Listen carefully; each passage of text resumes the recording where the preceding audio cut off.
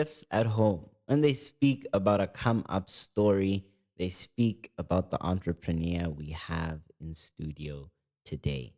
I'm saying from selling magwenya in the suburban streets of Santon for 5 rand to making a business that is close to hitting 7 figures. Not one, not two, 7 figures. For those that don't know, 7 figures is close to a milli. Hey, this episode has got me excited. Got a very close friend of mine, an entrepreneur, CEO, founder of the Wealth Circle, CEO, founder of The Plug, CEO, founder of 2040 Vision. Minister, how are you? Tell Thank the you for people who are you, how are you, and yeah, just give us a brief bio. Give us an intro. thank you for having me. Most importantly, my brother. So I'm Kwadjo Addo-Obiri, CEO of the World Circle, also founder of the World Circle, and I'm a businessman, a brother, and a risk taker. So obviously, you said it started with Amakwenya, but like I feel like in life, the first big thing is what people think Mm. truly, starts with you. For me, it was a thing of I tried numerous things, right? So Before growing, we get to that, bro, sorry to cut you. I just want to speak about you a little bit, yeah. right? To understand the type of environment that breeds a risk taker. What does the home environment look like? Who's the risk taker at home? Is mom a risk taker, dad a risk taker? What's the dynamic like there? So, for instance, my dad was always to the book. Mm, Everything he did was straight, straight, straight. But my mom has always been like, if there's a way, mm, you can always make a way. mm, So she almost instilled that in me at a young age that the lines may be here, but you can always color outside them. And mm. growing up, I feel like not necessarily like I was a problem child, but I was the child who never took, no for an answer. So maybe don't touch this. No, you get me? I was always being shouted at. Mm. But I felt like inadvertently that bred something in me, which made me in the real world not take no for an answer, where perhaps maybe something fails, someone declines your offer, etc. for business, where a no can turn into a yes somehow if you just keep on pressing and pressing and pressing and Yeah, pressing. yeah, yeah, So yeah. I've never found that boundary of no to be something that necessarily holds me back in life. So, where did you grow up, bro? Are you someone who grew up in Joburg? What does the upbringing from an environment perspective look like? For an environment perspective, first 6 years of my life, I was around, Cresta, Rhodoport, few months with my grandmother, but then I actually moved to Midrand when I was 6. Okay. And then ever since I've been a Midrand brew, Mm, mm. yeah. Where the money's at, bro. Ish, ish, So, did ish. you grow up? Do you come from money? Um, Realistically speaking, my parents both are like, in terms of money, first generation people working in degrees. Obviously, my grandma from my mother's side was a teacher, but teachers in the apartheid system don't necessarily Yeah, get a get paid millions. bag. So Yeah. obviously, they come from modest upbringings. They both come from villages, but they worked hard. My dad, most importantly, worked for years and years and years, forever indebted to him. But my parents both worked hard to be where they are and Mm-hmm. give Mm-hmm. me opportunities in a life to say that my child, you know, Mm-hmm. spread our word as parents and forward our family name. Mm-hmm. Man. So, you growing up with mom and dad alone? Are they siblings in the picture? So I grew up with my two siblings, one Okay. older brother Okay. and my little brother. Okay, okay. And then school, you start school this side, or what does that look like? Where's your first school? And how was that? Was it dope? Were you the cool kids? I quite just coming chance I saw it. It's online, but So growing up, I think I went to two schools before I went to my primary school. So I went to Sagewood in Midrand, and then I went to junior college. So growing up, I was a really introverted kid. Like almost if I come into a place, I'm mute where I can't even speak. I had that anxiety to that point where I was like, I could not speak to anyone. So growing up, I had like no friends or one friend. I'd literally just go to the playground, roam alone. It was that kind of thing for a long time. yeah, And yeah, then yeah. I started grade naught at Crawford Santon. And then that's my whole primary there. It eased up. People were a bit more open there, I feel. So I was just like, I had a few more friends and that was my journey. But I feel like for me, when like the paradigm really started changing in terms of confidence, because I feel like confidence breeds opportunity Yeah, you know yeah, yeah. so I was very not necessarily not confident, but I didn't have confidence throughout, my primitive years, like throughout primary until early high school, where I Okay. really started understanding and finding myself. Because I always felt like I didn't know who I was in terms of the dynamic that maybe you come from a place where perhaps there aren't a lot of black people, and back then, at least 10 years ago, 15 years ago, you'd be a part of a demographic at a private school, right, of 10% of black people. So that identity of black already was like, okay, it's not really Yeah, black. yeah, yeah, You yeah. have to assimilate. And then for me, it also came with the cultural thing, Obviously, I have a Ghanaian father and a Xhosa mother. But then it Okay. comes when I speak to the language, it's like I can speak Xhosa, right? And maybe I perhaps look, you get me, and my name is Ghanaian. So people, there's also an identity crisis there where people in the Ghanaian side would almost expect you to be more Ghanaian, but then not necessarily accept you. And the vice versa is the same for the Xhosa side, if you get what I mean. So in my social surroundings, I never really fit in because of the race demographic. But even in my race demographic, it became a thing of I never truly fit in, Yes, because you're not binary necessarily. You're both at the same At the time. same time. So for me, it was an identity problem. I think that's where not necessarily my confidence issues stem from, but necessarily not knowing who I was. Yeah. But I think, everything has a reason in life, Yeah, yeah, yeah. you know? Yeah. Whether you may think it's the worst time ever, when do we ever, look introspectively and be like, I'm having a great time in my life? For sure. It's For sure. always, you get me? Yeah. So sometimes we look back, everyone always say 2016 was the best year of my life. Yeah. In 2016, we were all likely saying, oh no, this is Yeah. This stressing is me. You for get sure. me? For sure. So I also have to understand that those years were fundamental in making me who I am. Yeah. So if we zoom in on this identity crisis, because I think it's important, right? What was that like? Are you being bullied at school? Are people calling you names? Like, what does it look like, bro? Okay, so in terms of bullying, it was a thing of around 2016, 2015. It was a thing of even just being dark skinned at school, right? Ish. With this little demographic of black people, being the dark skinned black person, people would be like, say the most outlandish stuff. What do they You say? get me? What The do most they- outlandish stuff, where they would call you maybe the Dark Knight, Harambe, and you like the most hurtful stuff as a yeah, kid. yeah, yeah. You go home and think to yourself, I don't even want to go to school, bro. Damn. But like, obviously, that I think, not that it was good, but I think it formed a part of me which taught me how to fight for myself. And in life, you need to fight and fight and Yeah, fight. yeah, yeah. So sometimes in life, you need that thing that's gonna come push you over to truly know and who you stand, like who you are, what you stand for. Yeah. So, I'm not gonna say it's a blessing in disguise, but it's a part of who I am. And Yeah, for me yeah. to reject that is for me to reject who I am today. Yeah, yeah. So I'm smiling because when you speak about a part of you that learns to fight, for those that don't know, chefs, me and Kwadjo went to the same high school. And Kwadjo taught me a very important principle about life. When someone does something to you, do it back to them 10 times worse. So what happened? So I was in grade nine. We were in English.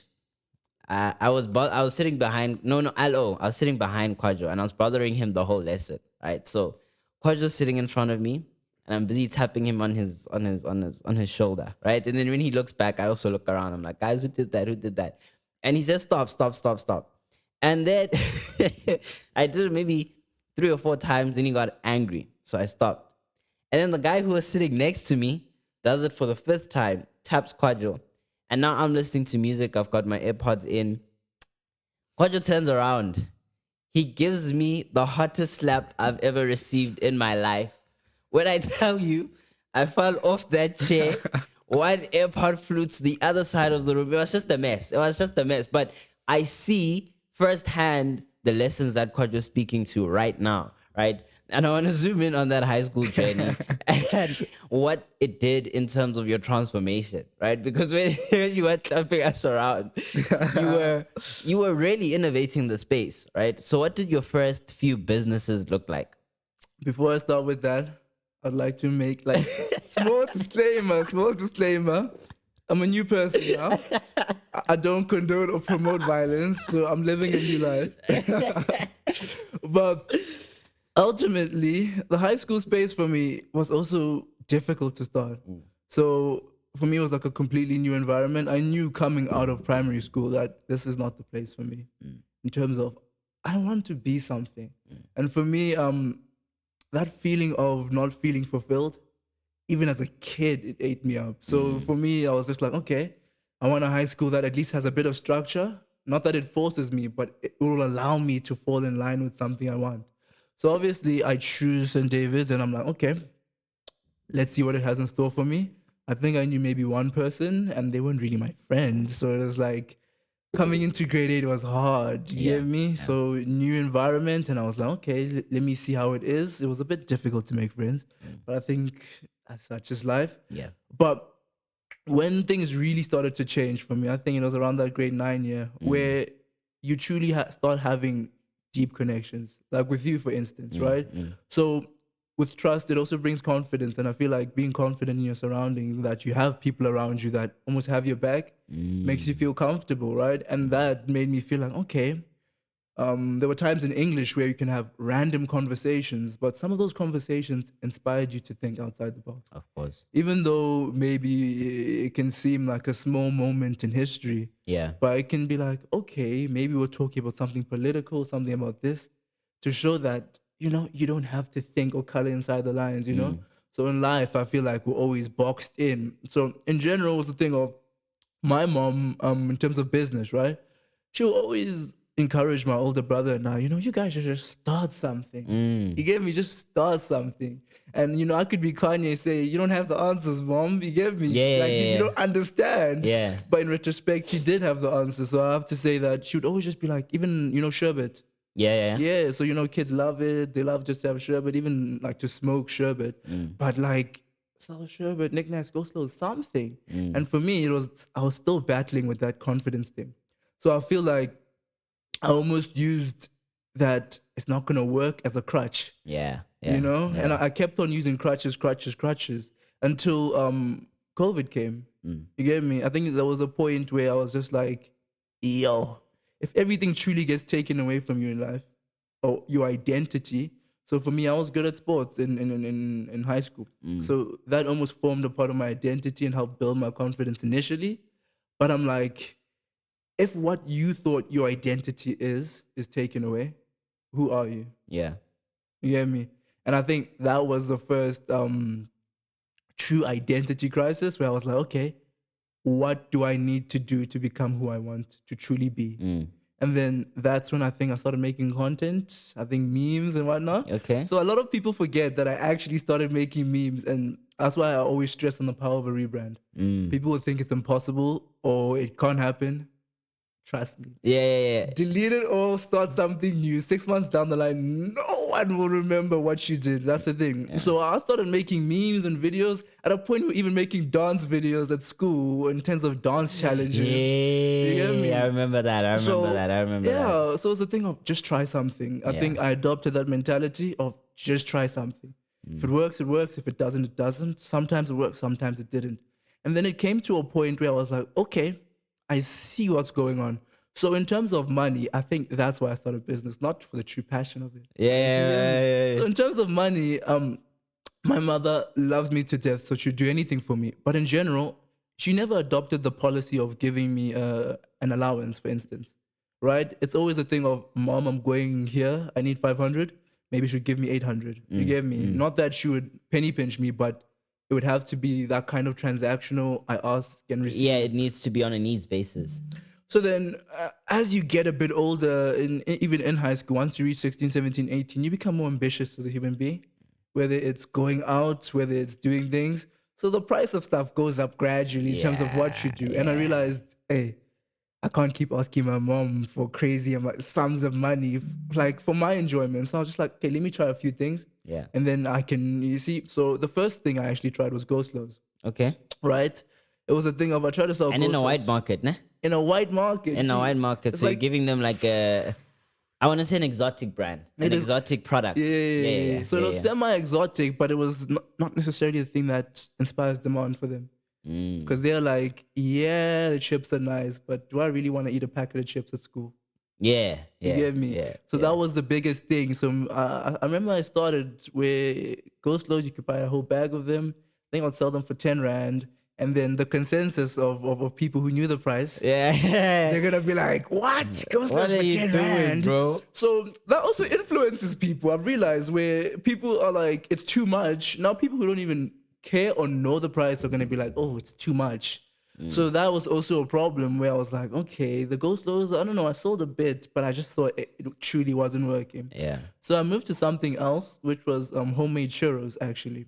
Okay, Homemade okay. churros where you could actually make it with bread and then with butter, then you just fry it on a pan. You know, I tried it one morning and then with cinnamon and sugar, then you just Yeah. mix it up nicely. I tried it one morning and okay, I was like, okay, I'm gonna give my friend group just to try it out, see how they like it. The reviews were extremely mixed, with some people saying it's nice, I wouldn't buy it. Yeah. It's not nice. So I was like, okay, this is you get me. Yeah, yeah, it's not consistent enough for It's me not consistent enough for to me wanna to say adopt it on scale. 100%. So I was like, okay, those were my two things where I was like, okay, I could have been demotivated. I Yeah, could for have said sure. this is it, For sure. and called it quits. But I was like, okay, things happen, a few months happen, and I think it comes to a point where I'm like, okay, can't do this anymore. For me, I've always liked things in life. I've always liked experiencing, being crazy places. So I was like, no, man.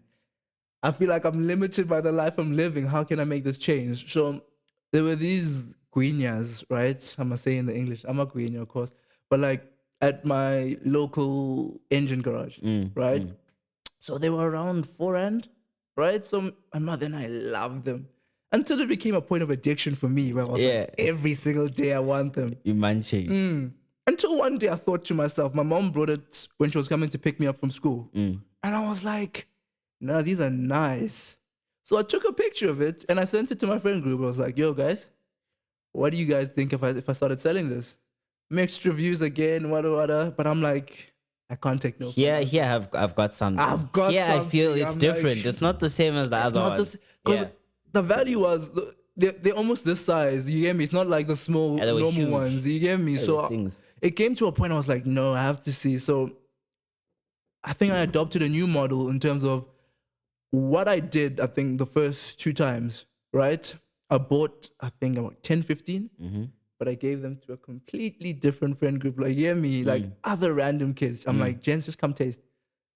Just come experience it, Yeah, right? yeah, yeah, yeah. If it works, What are the demographics like? Sorry, of this friend group. Are we giving it to white kids or giving it to black my kids? particular friend group was mostly black. Let me Okay, just okay, say 80%, okay. So it was a thing of we understood each other. The whole school was probably like 10%, 15% black. Yeah, So the black people necessarily, maybe they play the same sports, yeah, yeah, immersed in the yeah, same yeah, culture. yeah, So yeah, it's like you understand each other on a level of if I show you a meme, we can always yeah, get yeah, each other. yeah.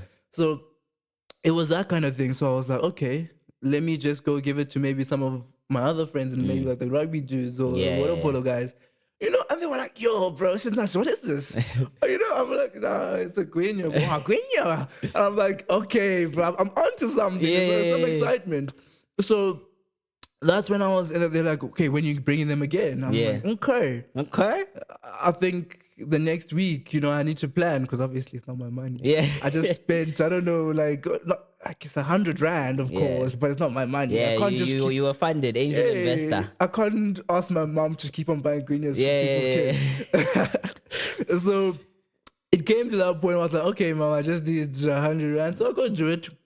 I think on my first day, I think I sell like 7. I priced them like aggressively at that point. I think I priced them at 10 rand. You gave me, so I was like, I Six brought, rand profit. yeah, I bought 10, and I sold 7 of them, and I was like, okay, this was working, but not to the level I wanted to make it work.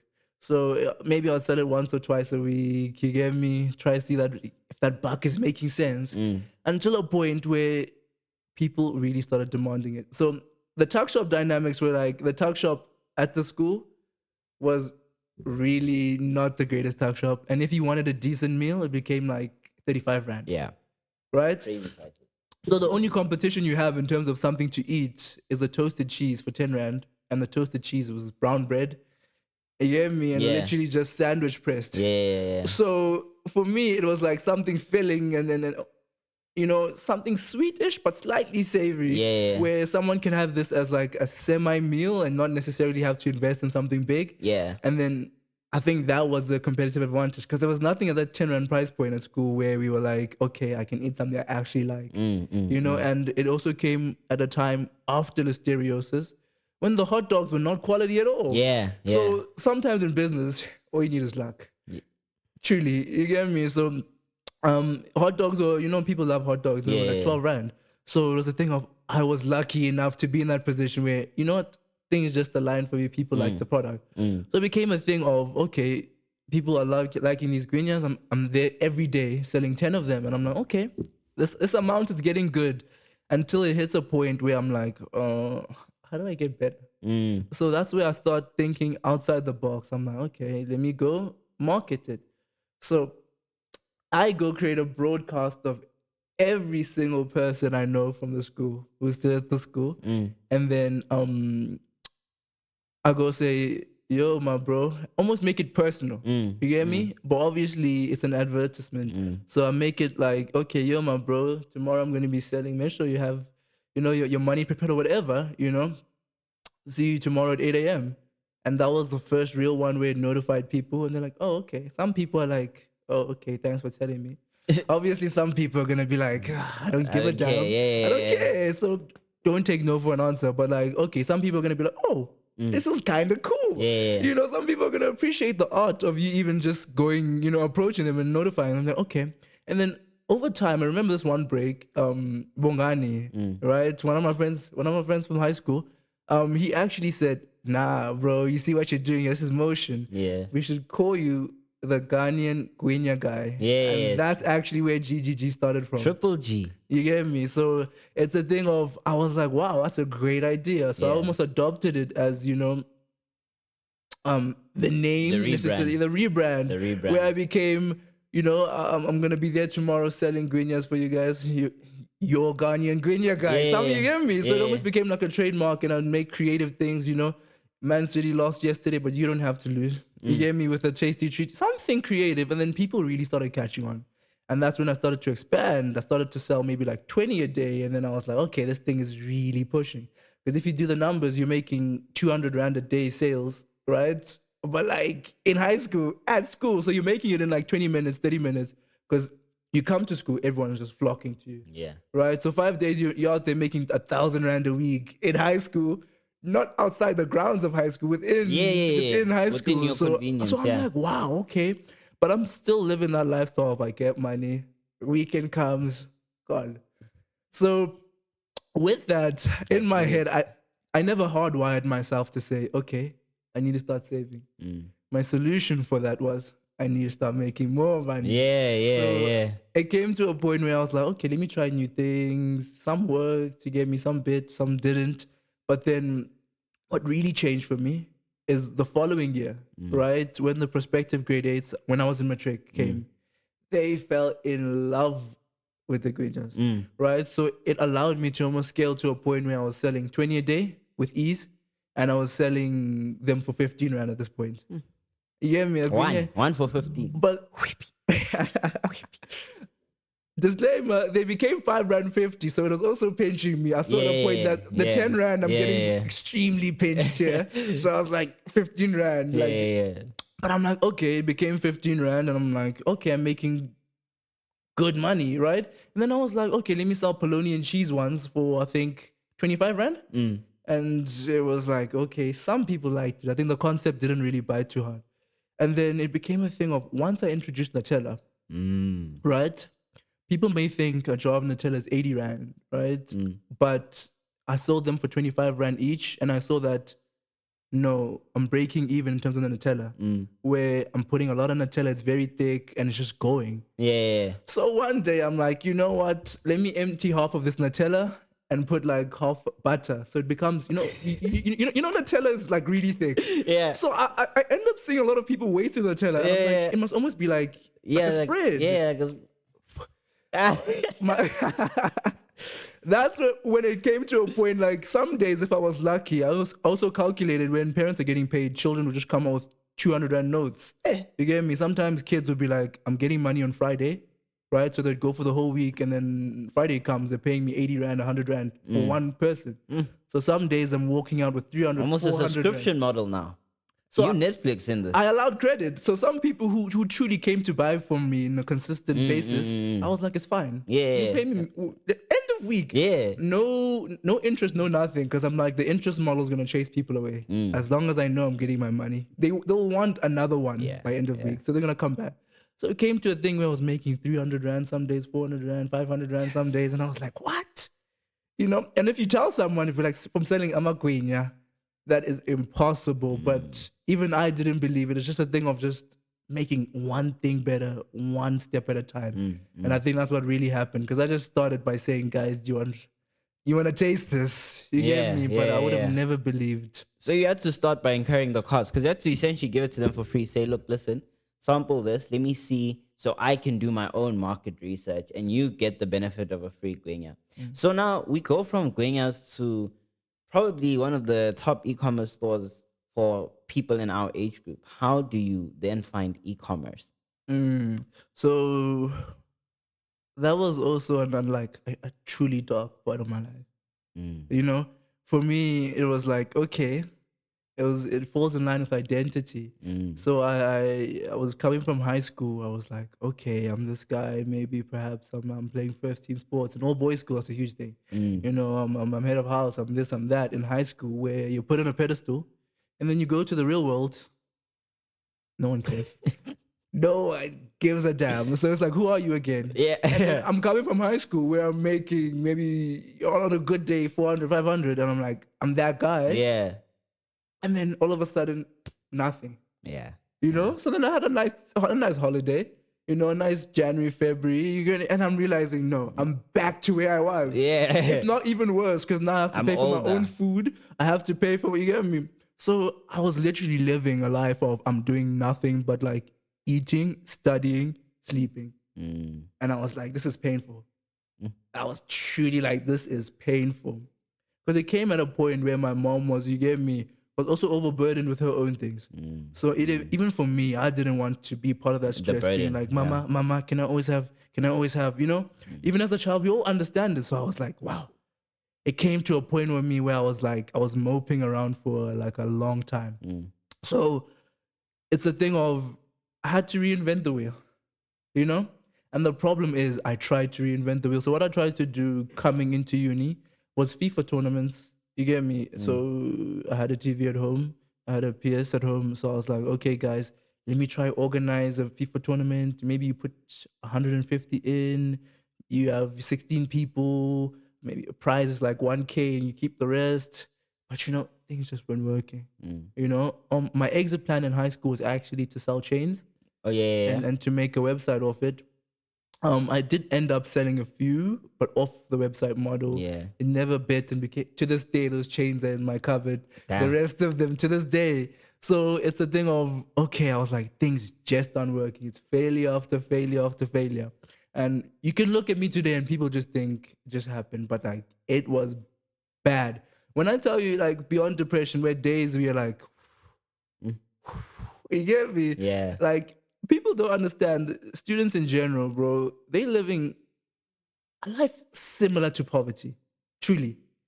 Because if you're 25, 30 years old living that life, you're going to call it poverty. But because of a student, people are like, it's almost a rite of passage. I was like, nah. I don't want this. I don't want this. That's the thing. So I was like, everything isn't working. I tried to make a boutique store in December, actually. And then I used all my saved up money to run ads. Right? But it was a drop shipping model. So it was a thing of I was using a payment gateway that time where you had to authenticate your first few sales with a proof of delivery. Right? But then I made the sales and then, okay, I'm done. Like my money was finished at that point, and now they want proof of delivery. So I can't go buy the product. You get me? Yeah. And at this point, no one in my life, old or young or whoever, is willing to go fund me in some online business that I'm apparently gonna get the money after. You get me? It's giving pyramid scheme. So they had to just refund everything, and I was like, I was done. Yeah. They gave me, so going into to uni, my essential everything that I worked hard for was basically eradicated very soon, and I was like living in a point of wow, you know, from a point where I felt like I was here, and then reality check. That's also a form of wow. You like it becomes Damn. deep for a point, you know. Damn. So few months go by. I try a few things, they just don't work.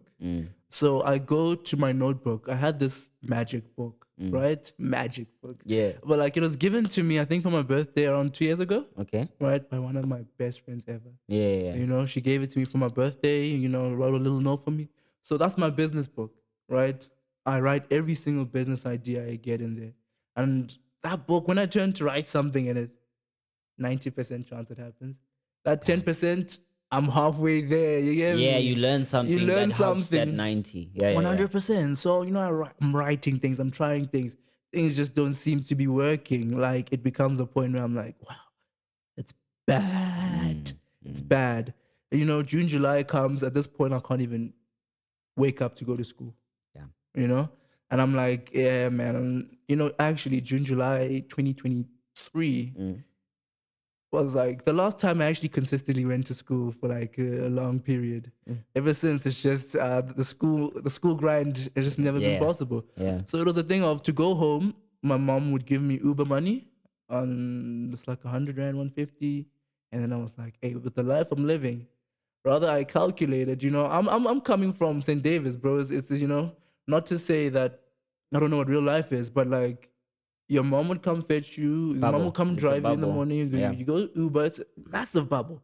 So now uni real life, I'm like, okay, you know what? I have to teach myself things. So I'm like, okay, let me go take a taxi to MTN rank. I'm like, okay, I'm gonna go find wherever the taxi is to Midrand. But like in MTN, there's like it's just So you weren't going to find business in Midrand. You were going for transport. Okay. it's I like mean at CBD. Yeah. yeah. So whenever I went home, I saw that no, I could save. You know, I'm like, okay, it's 12 rand to go to MTN from Auckland Park. And then I'm like, from MTN to Midrand, it's 24 rand. So I was like, instead of spending 100 and something, I'm spending 36 rand. That's, you know, that's 60 something rand. Maybe I can use it for food in the coming week or something, you know? It came to a point where money was so tight for me. I would regret and calculate the 5 rands and 8 rands. That's specific. But I feel like that level of me nitpicking is what, you get me, propelled me in the future. Yeah, because you feel like ass, bro. You feel like, it's like you feel bad, but like that level of it's almost perfectionism, where you're like, okay, this cut it off. You have to just cut off a lot of useless things. You get me? The gents want to go cut it off. You get me? Where it becomes to a point where you just like your life is just simply one dimensional. That's what I had to do. So in CBD, there's anything you want truly, whether it's cheap Tupperware, whether it's anything. You get me? So I didn't understand how good it was in terms of sourcing products. So then I would just go there and just take pictures with my phone. You know, and people were like, "Oh, you're gonna go to CBD?" In CBD, you don't really get mugged. You get me? Maybe if it's like someone will cut your bag, but no one will actually be like have a knife to your throat. Usually, of course, Yeah, there yeah, are yeah. isolated Yeah, yeah, yeah, situations. yeah. Especially not the busy parts of CBD. Of course. Maybe like So for me, I'll just come there with my phone, you know, little cheese boy, just yeah. coming there with his phone, you get me, taking pictures of things. And I started TikTok, and then TikTok started getting some traction after a bit. But people would think instant success. No, it took me 2 weeks for me to even get a sale. So it was a thing of that TikTok was going viral. So every single day I'm answering over 200 messages on WhatsApp. I didn't know how to make a website at the time. I'm messaging, no sales. You get me? So that could have been a point for me to give up. But I was truly like, okay, no. How can I make it better? I started making, you know, those messages, set messages where people would ask a lot, copy paste it. Yeah, yeah, yeah. Eventually I got my first sale, things started picking up. And then, yeah, from there, it wasn't easy going, but it was just like one step at a time. Eventually, without the website, I think my best month was actually like 30K sales Without the without website. the website, through converting through WhatsApp, And TikTok to WhatsApp to sale. Okay. you know, straight into my bank. You get me? And then at a point, I met the co-CEO of the World Circle, Hydro Commerce. He actually, the way we met was I was also supplying my competitors in my niche. You get me? Okay. So I was selling, but also supplying everyone else. Okay. So then he wanted to buy something from me. And then I realized, oh, it's another guy. And then he realized, oh, so we ended up just chilling one of these days. And Yeah. then the rest is history, of course. So he actually put me onto the website model and payment gateways, which ones to choose. So that's when I started using Yoko, which doesn't need your proof of delivery. So if you make a sale, you just Make maybe the you go sale. fulfill it, you get the cash, you go fulfill it. So then from there, it was just on. I remember I launched it right before Black Friday, and then I saw like a 12K Black Friday for me, and that was when I was like, damn, this website thing is real. Yeah. Not necessarily seeing transaction in your bank statement, but like you're seeing it on a dashboard where you're like, I just made this imaginary thing last week, and now it just allowed me to get 12K without me talking to people. And then I saw the power of the website, you know. So from then on, I was using organic actually. I made my first 100K without spending anything in ads. And people won't believe that. People won't believe that. You get me? From posting on TikTok and Instagram, that's how I made my first 100K. No paid ads. And the first 100K is what? In the first 2 months of operation? The first month? The first 100K is, so I started in August, mid-August. So maybe I would say by the time end of December, by mid-December, I'd already hit it in terms of from August to December. And that's just a random business. One day I decided I'm taking pictures at CBD. I'm Damn. posting on TikTok. Damn. I want to get into more of that. But I just want to see how we're doing for time. So do we need to take a break and then come back? We can keep going. Cool. So first 100K in December. What do you do with the money? And how do you feel? So I do what any irresponsible black man making money does. I buy the nicest new clothes I see. You get me? I go to the most exotic places. I'm living lifestyle. You have to live your money. You get me? But I'm also working, like working. During the day, I'm like every single day I'm in and out, in and out, in and out. So I feel like the way I'm working hard for this money, I have to spend Yeah. it hard. Yes. Yeah. Yeah. That's not the most smart thing to do in retrospect, but we're young and we learn. You Yeah. get Yeah. me? So yeah, it was more a thing about experiences. I've always been big on experiences. For me, since my mom would take me, in grade 3, grade 4, maybe to Sandek or you get me to other places, random places, and maybe Northcliffe Golf. So it's like my mom wanted me to experience because she's like something inside her when she was in uni because she came from the villages. She knew nothing, so for her the experience made her believe. Yes. Because Yes. Yes. she's saying at when she was young, she didn't have anything. She wasn't married or anything. She was like, one day my kids are gonna go to Crawford at like 20s, like early 20s. You get me? You get me? Like you have nothing. You're from the villages. People would say that's an outlandish thing to say, but it's also the things you speak and believe.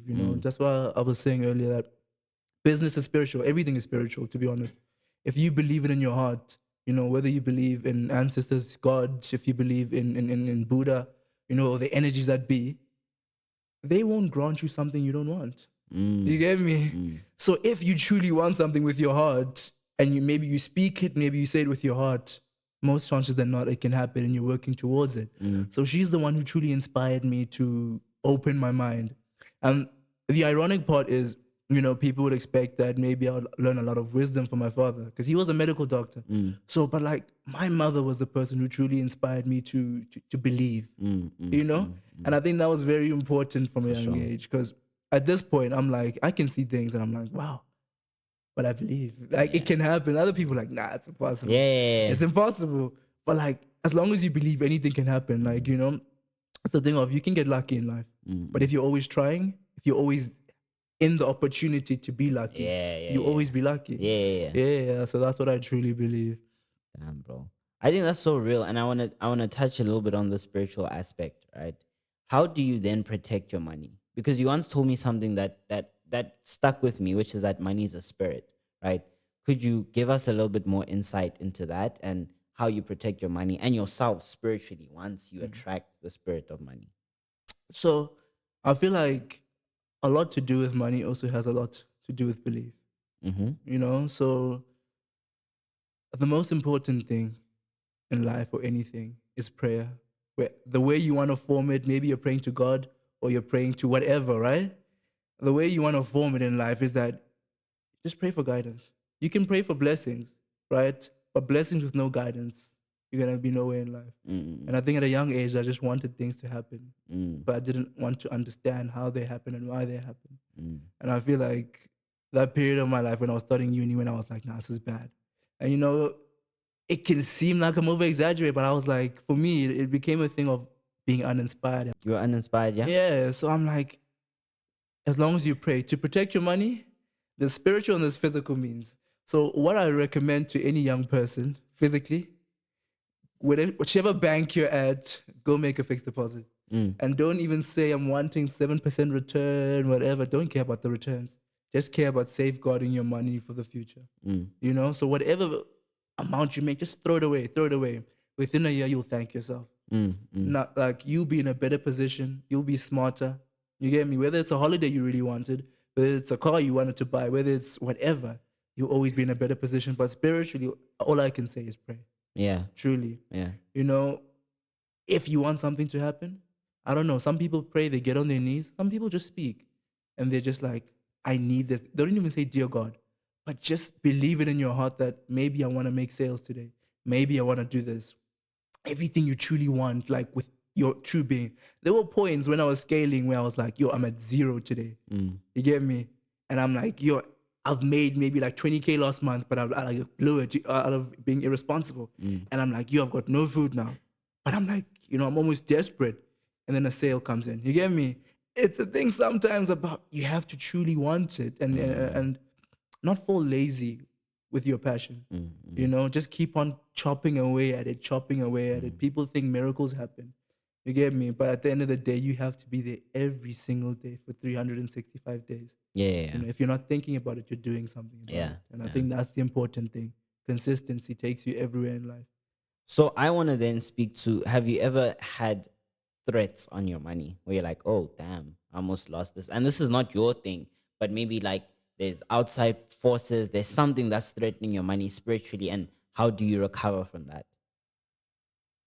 I think for me, I dream a lot about things. So maybe those threats, I'm like, okay, they're spiritual.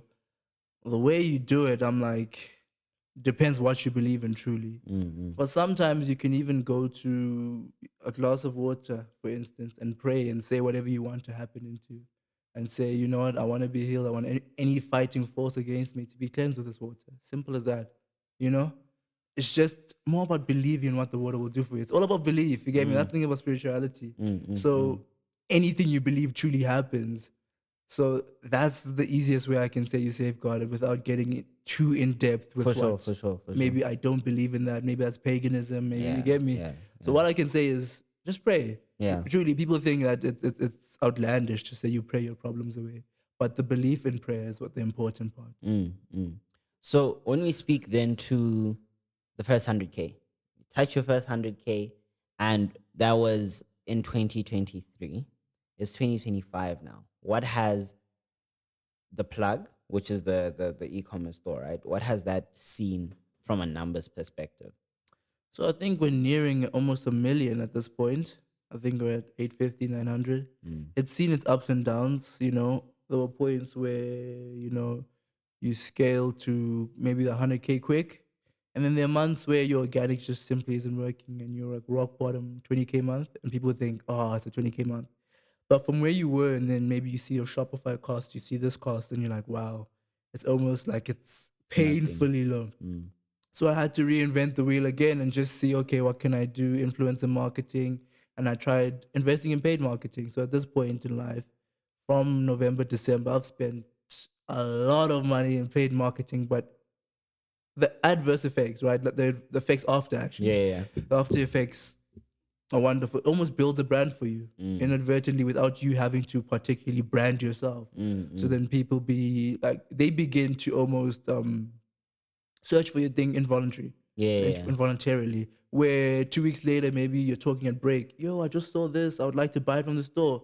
Well, you saw it like a month ago, but you know it's the place. So you end up not even having to market that much because of how much you spent in paid ads. So I truly believe also in the power of paid ads Yeah. in terms of where you push your brand to people where Meta, TikTok, whatever, they understand the algorithm. So they're always going to push your brand to the people who are going to buy. You spend 1,000 rand, you get 3.5 in terms of sales. That's Yeah. how the industry average is. And it's a multi-billion-dollar company, so they know what they're doing in terms of targeting people. So So, sorry, bro. Sorry to cut you. That amount that you're spending, right? Because I think some people see raw data as finished products, right?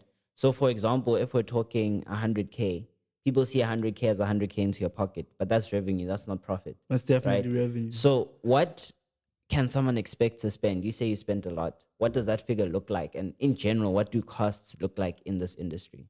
So costs are mostly just like if you're keeping it basic, people are gonna say obviously it's $1 for the first month of Shopify, but Shopify has become a little bit expensive. Becomes 450 for the subscription, and that's essentially it. Yeah, Minimum cost. minimum cost. Minimum But cost. if you're spending on ads, I'm saying like at your level, At how my much can level. you expect to spend a month? So I haven't spent even a cent on ads since like beginning of Feb, like the 5th of Feb. But I don't know, I've made over 50,000 rand. You get me? Just based off the brand that ads in November, December, January did for me. So I spent over like I think 85, 90,000 just on ads. You get me? But like in the moment I was trying to scale, I was scaling incorrectly, but it's what those lessons taught me. And you get me? Where I'm like, okay, I don't regret it. At the end of the day, I made my return on investment and I made the profit. Obviously, I felt like I should have been more prepared. Should have, would have, could have, didn't. But I feel like that in turn led to me in January and February, even in March. Like I can wake up, post two old posts and still get 3K sales in a day just because of ads and the brand Yeah, you build. And yeah, also, most importantly, SEO. I call it the eighth wonder of the world. yeah, In December, I got like 8,000 free clicks. People don't like, they underestimate the power of SEO. Where if someone's looking for a product, for instance, maybe I don't even know, like a microphone like this, for you to be the first one there without ads, that's SEO basically, where you just have your name and you have your business description. That can garner you 5 figures a month. In some aspects, 6 figures a month, but like, it's a process of getting better and learning which keywords to use. yeah, So that's what's really been taking me to the next level right now and leveraging my budget. yeah, yeah. Oh, bro, hey, those are some serious business lessons, some serious numbers. I want us to because we're about to wrap up, right? But I want you to talk to us about the second business that you co-founded. What is the Wealth Circle? What does it do? And just brand it, bro. Talk to the people. Free ads. This one is a free ad. So the World Circle is basically an e-money learning platform. We're planning to expand our course offerings right now. Currently, we offer drop shipping, but we are looking to outline crypto, forex, and TikTok in terms of overseas when you the affiliate program. So we get you an overseas SIM card just so your TikTok account can be overseas, and then obviously maybe you make clip farming, whatever the idea is in the course, because we have a course outline, and then we're gonna release that momentarily. So right now I'm just trying to get a few pieces in the other niches to be people who are willing to work consistently and with the basis of like this is their offering. You get me? I feel like the most important thing is professionality. I can't come and advertise for people to come buy my product without understanding what it Yeah, your is. product You get is. me? And understanding that it's standardized. So the World Circle right now, we specialize in pre-made websites. It can be e-commerce, it can be business websites, anything. And also drop shipping mentorships, most importantly, or e-commerce mentorships. So it's the thing of we supply you with suppliers, supply you with themes, everything you need to do to get your site up, and we give you the know-how. The important thing is you just post, you just market, maybe you get your influencers, You you do run the work. ads. It's mostly about your motivation as the student to come and say, I want to work at this every day. Because I'm not going to come build your business for you, but I'll give you all the tools you need to build your business, of course. For sure, for sure, for sure. I think that's super, super dope, bro. I think there's been so much that I took away from this interview. On average, right, to give you an idea, we make this segment a short form segment. So we try keep it between 20 to 30 minutes. But the way this conversation was going, I think it's about 50 minutes, give or take now. because of how insightful the conversation was. So, on a very genuine, serious level, I learned a lot sitting here today. I know the chefs at home learned a lot, and I know it was very insightful. I think a few key takeaways is understand your identity and build from that identity. You know, you didn't run away from the fact that you're black in a white space. You use that to create businesses that are scalable and that are making you what 5, 6, 7K a month without needing to leave the school grounds.